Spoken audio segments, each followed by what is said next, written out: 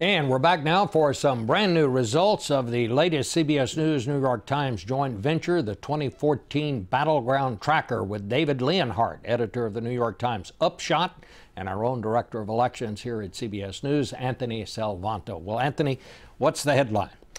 Republicans still have their edge, Bob. We would say that if the election were held today, it would be a 51-49 Republican Senate. You know, the overall environment continues to favor them, by which I mean the state of the economy is still seen as poor by most voters. And, you know, the president's approval rating is still under 50%. Historically, you would imagine that would give the party out of power an edge. But it's how big that edge is that it really becomes the political point here. Those numbers could go a lot higher if the Republicans, and we see this in almost every state, can move beyond their very enthusiastic, very motivated conservative base and start winning some of the moderates that they aren't yet getting. I know in one of the key races, and that is down in Georgia, where Michelle Nunn is trying to win that seat that was held by a Republican, and someone down there told me, he said, look, this is going to come down to two things, men and women, blacks and whites.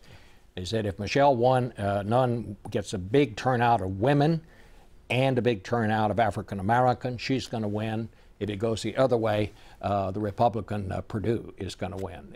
What are you finding on that front? So we see a gender gap in nearly every state. I mean, in nearly every state, women are going for the Democrats and men are going for the Republicans. So I think that's certainly the case. And I think turnout is going to be huge in a lot of these states. In a lot of these states, there are large parts of the electorate. Georgia's one of them, North Carolina's one of them, Louisiana's one of them, where you have heavily Democratic groups that tend not to vote in large numbers in the midterms, including African Americans.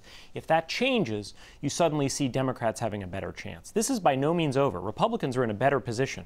But I think at this point it's sort of a 60-40 thing. 60% chance the Republicans get the majority, 40% chance the Democrats keep it. It's very, very close in all these races, Anthony. It's close in all of them. And, you know, what's keeping it this close is not just the gender gap, but it's also views of the current administration. Really? You know, the president is always on the ballot in midterms to some extent.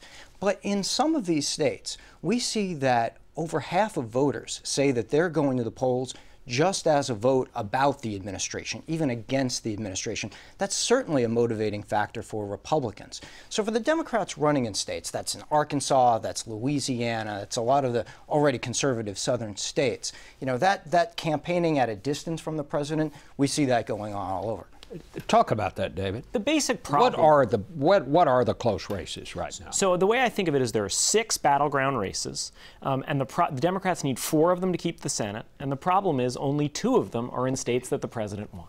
So basically, they're on Republican territory, and these 6 are Arkansas, Alaska, Colorado, Iowa, Louisiana, North Carolina. Democrats need 4 of those. And there's some fascinating races. I mean, Iowa's a great race with Braley and Ernst, where you've got a populist Democrat and a really conservative Republican. We've got TV ads with people firing guns and talking about hog castration, and it's a really close race.